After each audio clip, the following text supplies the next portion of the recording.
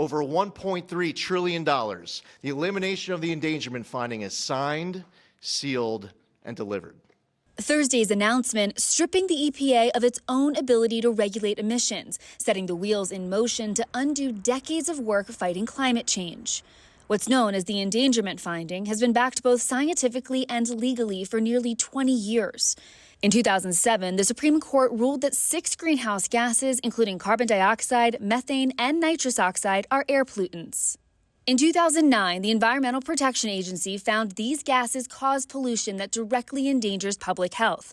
So the agency started regulating emissions from coal and gas-fired power plants, car and truck exhaust, and methane from the oil and gas industry. But now, President Trump's EPA has a different priority.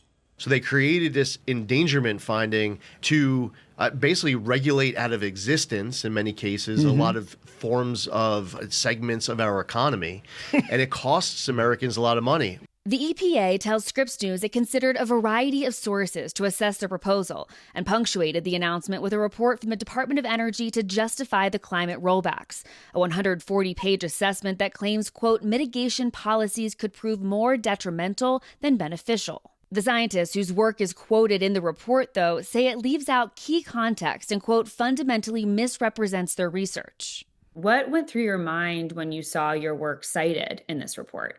I think the word I used was gobsmacked.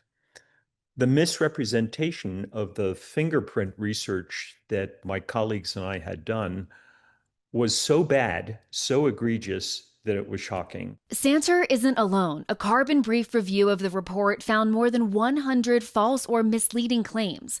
But Energy Secretary Chris Wright maintains the report did not miscite or alter data. The report discusses that the resources that have been used over the last decade as being allocated towards, quote, science fiction. So my question is, does the Department of Energy then recognize the connection between human impact and climate change? The report, of course, walks through the rise in atmospheric CO2 concentration, the rise in methane. They do lead to a warming.